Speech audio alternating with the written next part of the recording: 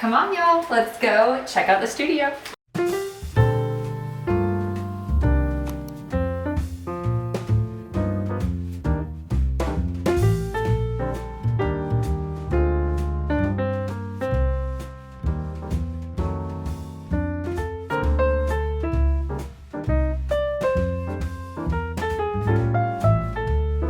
Hey y'all, welcome to the channel. I am super excited about today's video because this has been long requested.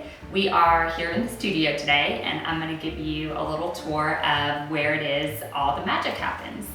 I get a lot of questions about where it is that I work. Right now I work out of my house. I've looked at having different studio spaces, and for where I'm at in my life right now, this is just the most convenient and easiest place for me to work right now. It definitely comes with some challenges. One is how to turn a spare bedroom into a studio space. So we've really gotten creative with how we organize stuff, and we're utilizing a small space really for a lot of work. So we're in a spare bedroom in my house. It's kind of in the back corner of the house, and it used to be just, carpeted, and it doesn't have the greatest lighting, but we make it work. The first thing that we did when we were changing this room into a studio was to switch out the flooring, and I wanted something that was kind of fun and made a statement. So I did a wood floor with a tile inlay.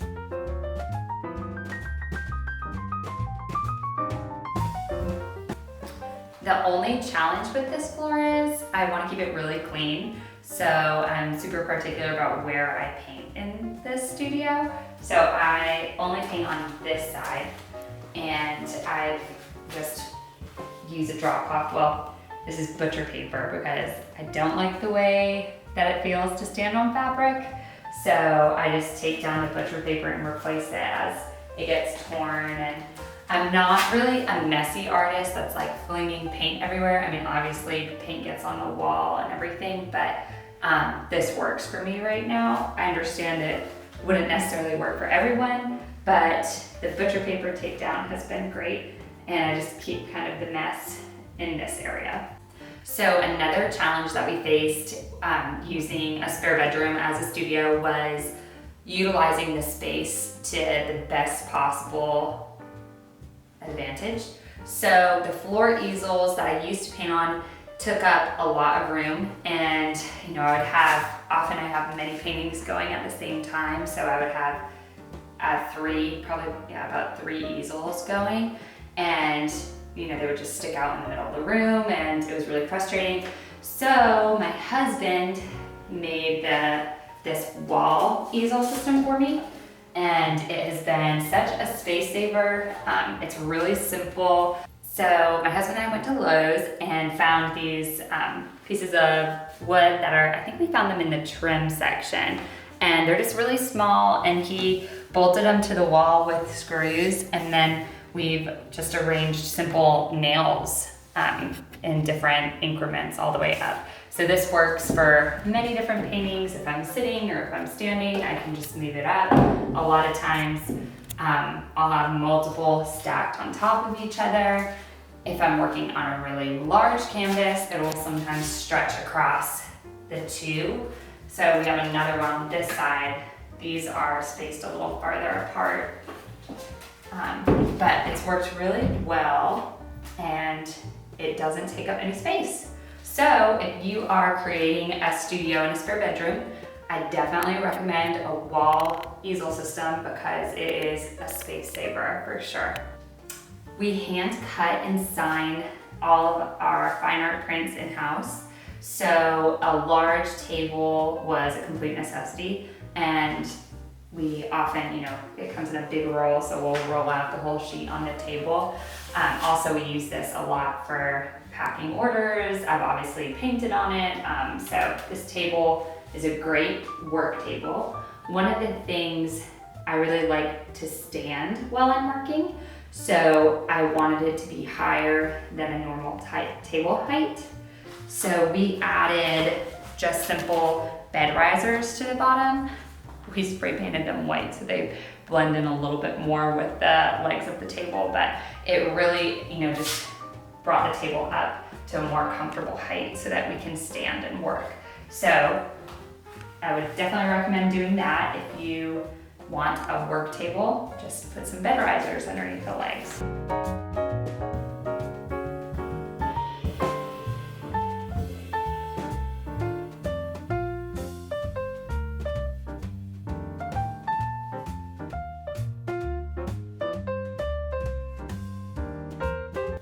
And then I get a lot of questions about my filing cabinet. I found this at IKEA, and it's really great just to keep like a lot of different papers that come in. This is just like extra art supplies, palette paper. I keep stationery with some of my paintings on them for different pop-ups and events. So those go in one, and then I have admin stuff in another. So this has been great.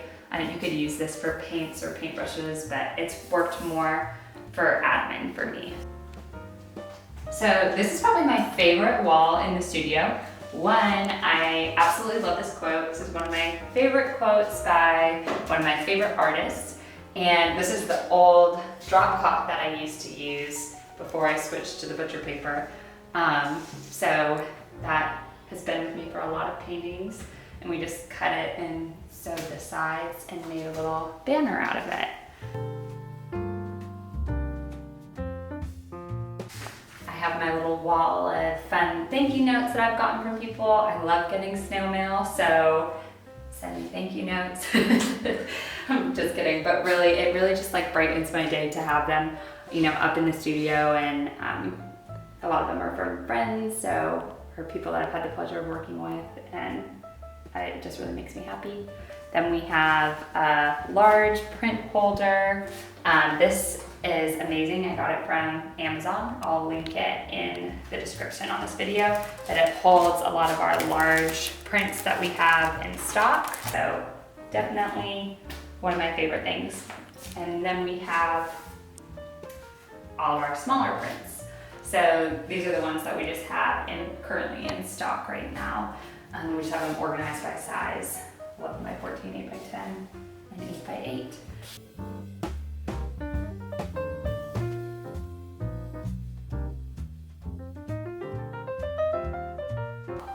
So we try and keep everything super organized. It doesn't always stay like this, but for the most part it does, unless there's like Christmas time. At Christmas time it gets really crazy. So I also have another IKEA hack for you. These are, I feel like they're just like aluminum shelves. They're silver, and we spray painted them gold because I like gold a lot.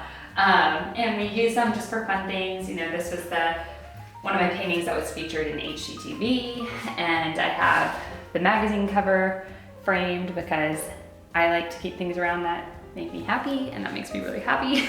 So that just always stays visible. Some different art books that I love, and then supplies, X-Acto knife, scissors, Sharpies, pens and pencils, and then we have YouTube supplies. So this is from different tutorials that we've done. So then this shelf over here has a current collection that I'm working on. So right now I'm working on ballerinas. Whenever I'm working on a collection, I like to put all of the paintings in the same place so that I can see them all together and see a body of work as a whole. So these work really well as displays, and we'll move them around for different pictures and things like that.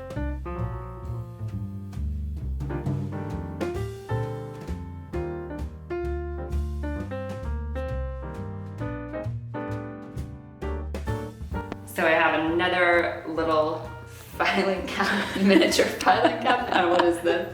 Miniature drawers. These just have, little things that chalk markers and chalkboard markers, whatever they're called, and mini pens like these. I love for hand lettering, micron, in different colors, and then I have charcoal. So little art supplies that just need organization. So then back at the painting side of the studio, I have this cart from IKEA that's been with me for a long time. I have it organized right now by neutrals, cool colors, and then warm colors. I try and keep it like that, but it doesn't always stay. White needs to move up there. I have my little gold table here that I use actually for live wedding paintings. And I've been using these paper palettes because they're disposable and really easy to clean up. So that has been my palette of choice lately.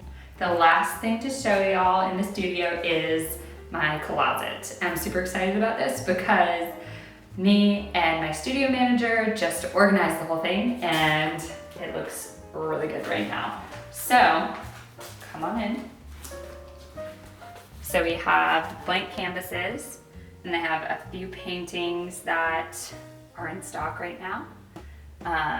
Paint, I use those for different painting workshops or classes or kids classes that I'll teach, and sometimes I paint with those as well.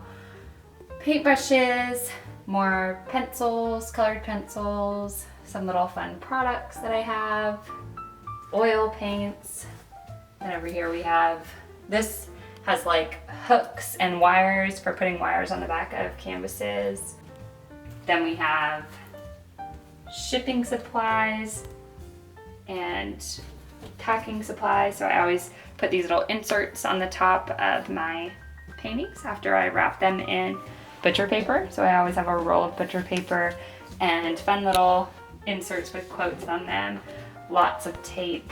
I'm gonna have my whiteboard with upcoming dates on it, things that are, that I need to keep fresh in my mind.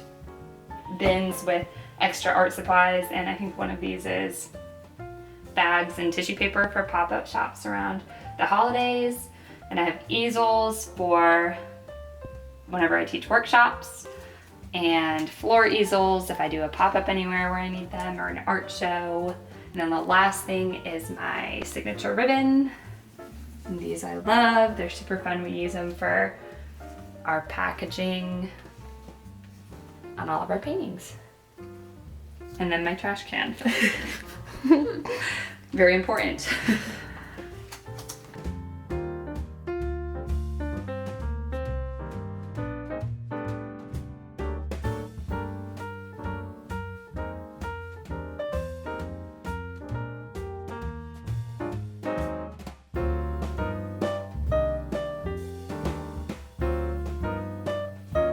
So that's pretty much it for the studio. So I hope you enjoyed. I hope you got some helpful tips if you're another artist trying to set up a studio in your house. The most important thing is to find a space where you can leave the mess. I know it's clean right now, but it does get messy in here, and I like to be able just to shut the door and not think about it. If you have to clean up your paints every time you're gonna paint, you're just not gonna do it as much. So that's always my philosophy. So find somewhere where you can leave the mess and make it as creative and inspiring as possible, and you'll enjoy being in there.